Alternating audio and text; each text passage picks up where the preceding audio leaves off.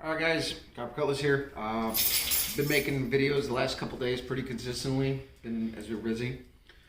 Today, I mentioned in the other video, today I didn't mention it in the other video because today was today and the other day was the other day. But anyway, I mentioned in the other video that I was going to swing over by my buddy JJ's to pick up some stuff. So, in a bunch of small block Olds parts I bought from him, I got a block, another standard crankshaft that can get cleaned up.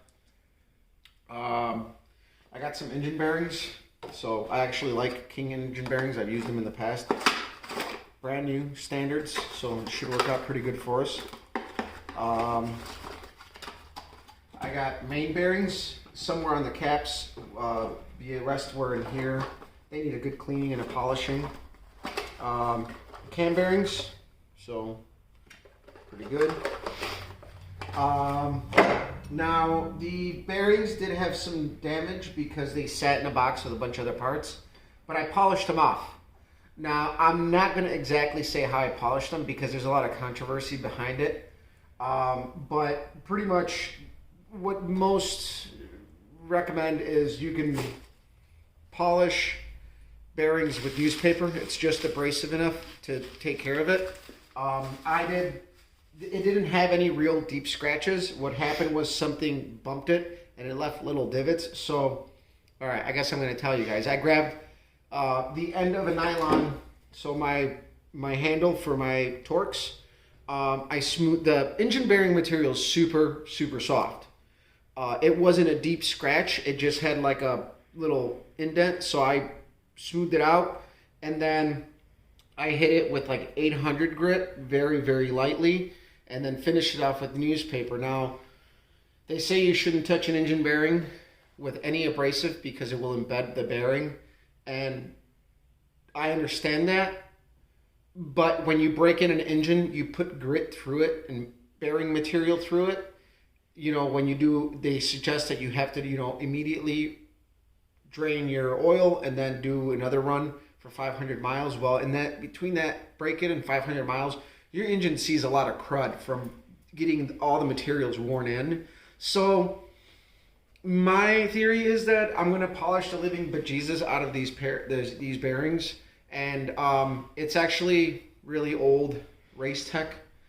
Top Fuel guys, nitro guys used to, between runs, sand their bearings and run them again. Now that's an extreme case where it's only a race car. Well, I'm not building high mileage engines here. They're like pretty much bracket motors, street strip motors.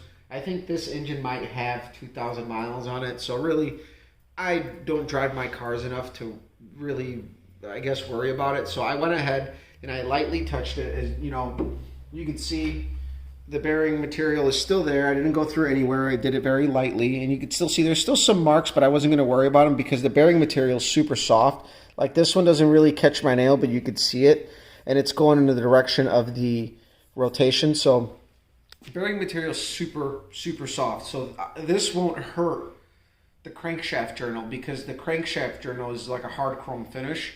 So I just cleaned it up, and again, that's the other problem I have when they say that, like, you can embed sanding material into this. If you're building an engine at home, there's airborne particles. Unless you truly cover up stuff, like your engine will see amounts of grit as you're building it, no matter what.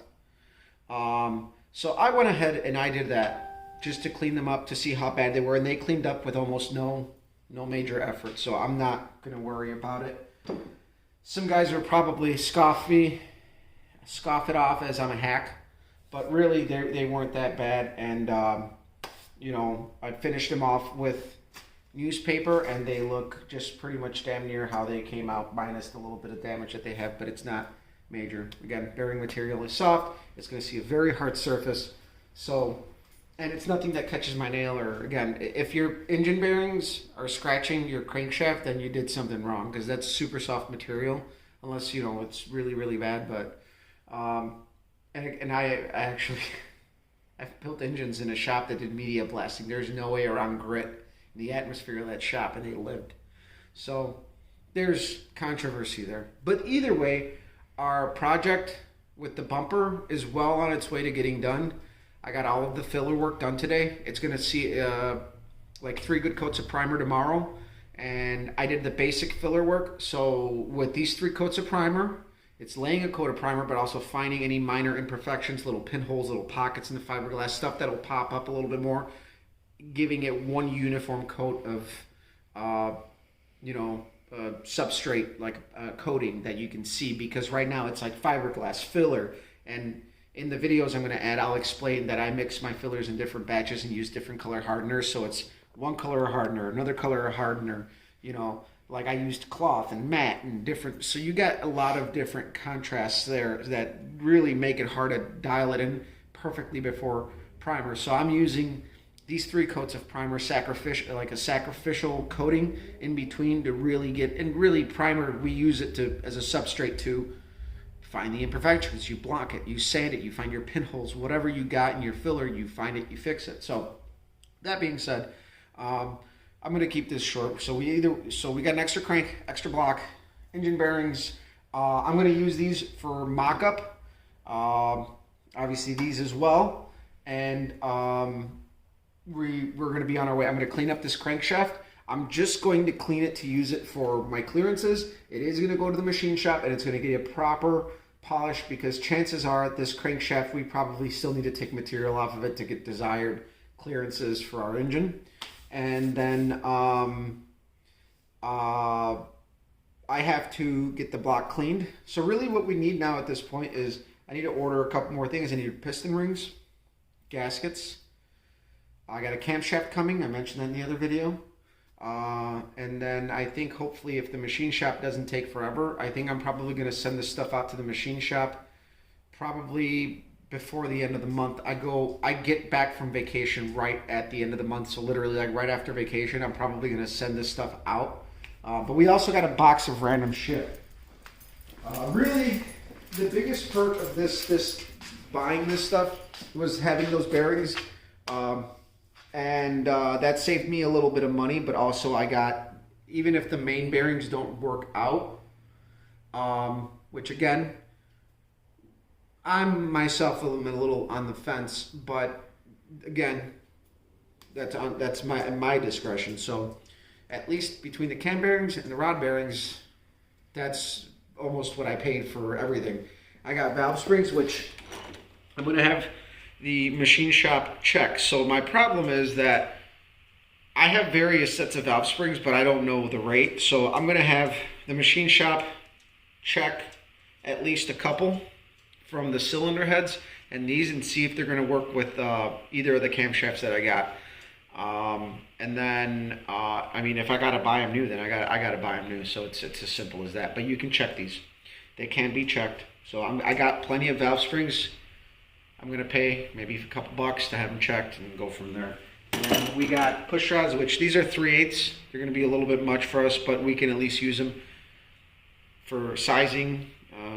These actually don't have a size on them, so it's going to be hard to make out. But I have various sizes, and I also have a checker.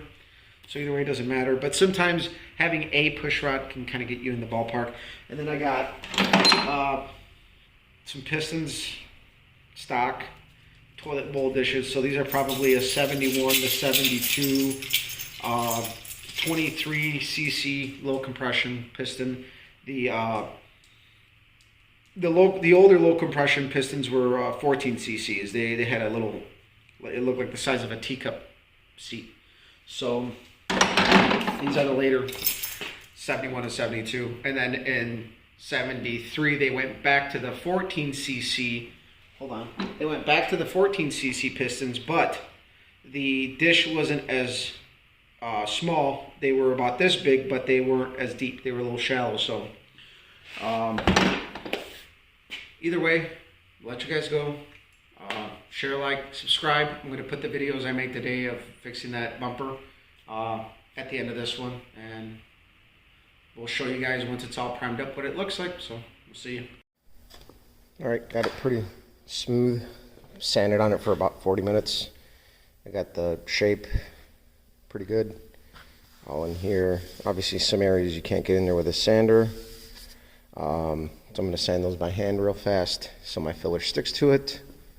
I'm going to skim coat the whole bumper, then we're going to sand it, and I think that should be good. I mean, it actually came out pretty good. All the sanded surfaces is clearly where it's flat, and all the little shiny spots are just small, minute, low spots, so we don't really have a whole lot to fill in.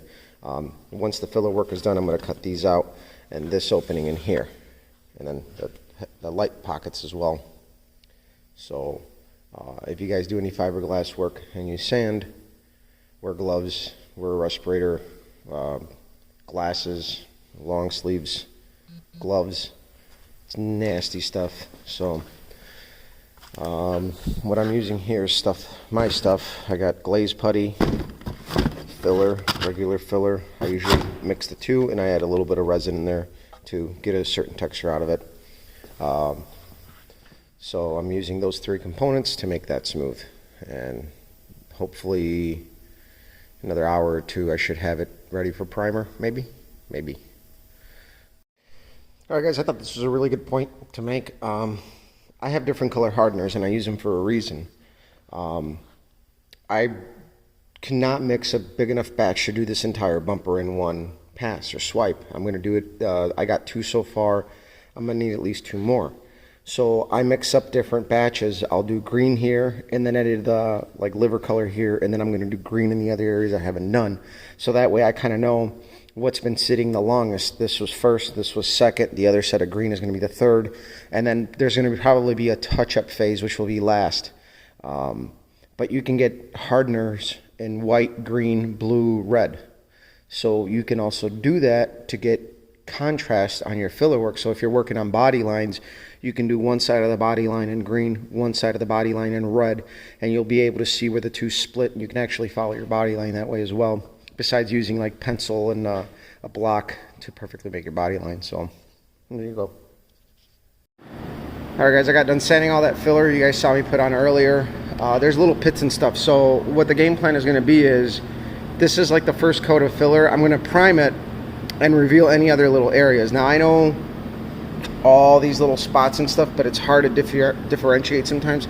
So what I'm going to do is I'm going to finish off the other area here. This is all I have left to put filler on, and then I'm going to probably lay on like 4 coats of primer, and then in the primer I should be able to see any more leftover pits, stuff like this, pinholes like that, and then I'll razor blade them in before I even 320 my primer, and then I'll give it like 2 more coats of primer after that, and then it'll be ready for paint. So at least that's what I think will work the best in my situation. So from here I'm pretty much done, so I'll follow it up once we get some primer on it.